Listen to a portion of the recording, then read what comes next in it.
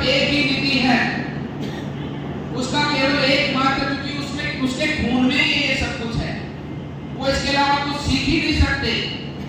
जिस प्रकार से हमारे ग्रामीण अंचल के अंदर कहावत है, एक मुहावरा है कि कुत्ते की पूंछ कभी सीधी नहीं हो सकती, उसी प्रकार से कांग्रेस कभी भ्रष्टाचार से मुक्त नहीं हो सकती, ये वंशवाद से कभी मुक्त नहीं हो सकती, ये वंशवाद से कभी मुक्त नहीं हो सकती, ये तुष्टीकरण की राजनीति से कभी मुक्त नहीं हो सकती, क्योंकि ये कांग्रेस के डीएनए में है, ये कांग्रेस की विचारधारा के अंदर है। इन्होंने केवल अपना और अपनों का ही भला किया है। अगर ये देश का भला करना चाहते तो आज जिस प्रकार से हमारे देश के माननीय प्रधानमंत्री जी संघर्षशील होकर और आप सबके आशीर्वाद से देश को आगे बढ़ाने में लगे हैं, आज हम उससे 100 कदम और आगे होते अगर कांग्रेस देश में काम करती। ये कांग्रेस की नीति नहीं है कि देश के अंदर शिक्षा गरीब परिवारों को मिले, ये तो आप सब भी जानते हैं, क्योंकि इस बात को सारा समाज जानता है। अगर गरीब व्यक्ति कोई पढ़ लिख जाता है तो उसमें क्या प्राप्त होता है, उसमें बुद्धि आ जाती है, चीजों को समझने का, उसमें गुना भाग करने का हिसाब किताब उसको सीख लिया जाता है, उसको आ जाता है, वो आकलन कर सकता है कि क्या हो रहा है और क्या होना चाहिए अगर शिक्षा का प्रचार प्रसार बढ़ता है। लेकिन कांग्रेस ने देश के अंदर 2 शिक्षा नीति चलाई, एक ग्रामीण अंचल की और एक बड़े लोगों की शिक्षा नीति, जिसको सीबीएसई बोर्ड बोलते हैं, इंग्लिश मीडियम, और एक हिंदी मीडियम। आप जानते हैं आज इंग्लिश और हिंदी मीडियम में कितनी बड़ी दूरियां हैं, कितना बड़ा उसके आपस के अंदर दूरी है। हिंदी मीडियम का पढ़ा हुआ बच्चा इंग्लिश मीडियम पढ़े हुए बच्चे से 20 साल पीछे रहता है, वो 20 साल आगे रहता है। ऐसा क्यों किया कांग्रेस ने? क्योंकि गांव के लोग कभी पढ़ने नहीं चाहिए। अगर गांव में शिक्षा आ गई तो वो सवाल पूछने लग जाएगा, वो जानकारी मांगने लग जाएगा, वो आपका हिसाब किताब रखने लग जाएगा। इसलिए कांग्रेस की नीति रही है कि देश के लोगों को अशिक्षित रखो, अगर वो शिक्षित हो गए, वो पढ़ लिख जाएंगे तो तुम्हारी सरकार, तुम्हारी सत्ता में आने की सरकार नहीं बचेगी, कांग्रेस सत्ता में नहीं आ पाएगी। ये इन लोगों की नीति रही है। इसी कारण नहीं तो वो कभी विकास करना, नहीं गांव के अंदर से शिक्षा पहुंचाना।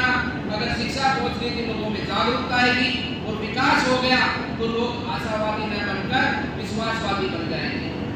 क्योंकि आशावादी बनना, जिस प्रकार से गरीब व्यक्ति हमेशा आशावादी रहता है, उसको ये रहता है कि मुझे कुछ ना कुछ प्राप्त हो और कुछ ना कुछ मुझे मिले, वो भगवान से भी प्रार्थना करता है। ठीक कांग्रेस की नीति यही है कि चुनाव के आने के समय पर आपको किसी ना किसी रूप से 10 दिन में कर्जा माफ कर देंगे।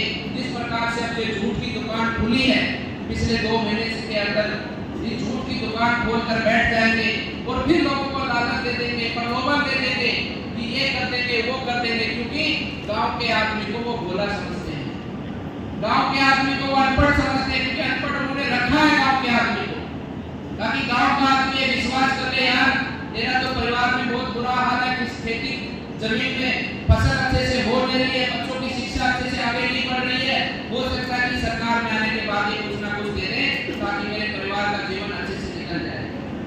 ऐसे रूप से हमारी मानसिकता को इन पिछले 76 सालों में कांग्रेस ने बनाने का काम किया और आज ऐसी झूठ की दुकान खोलते हैं तो हमें आशा की किरण नजर आती है कि वहां जाएंगे तो ये मिल जाएगा, वो हो जाएगा, ऐसा हो जाएगा, ऐसा बन जाएगा।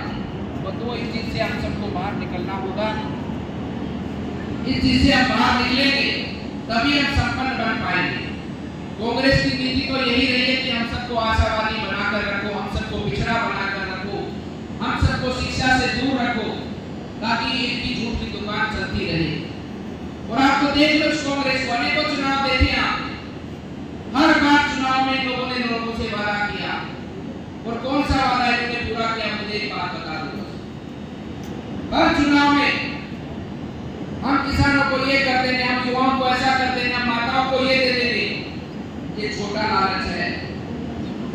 हमें चाहिए तो अपने गांव के अंदर अच्छी व्यवस्था चाहिए, जिसमें हमारे गांव के अंदर अच्छी सड़क हो, अच्छी नाली हो, अच्छी पानी की व्यवस्था हो, अच्छे से गांव का जो पानी है, गंदगी का पानी वो बाहर निकले, गांव में स्वच्छता सफाई हो।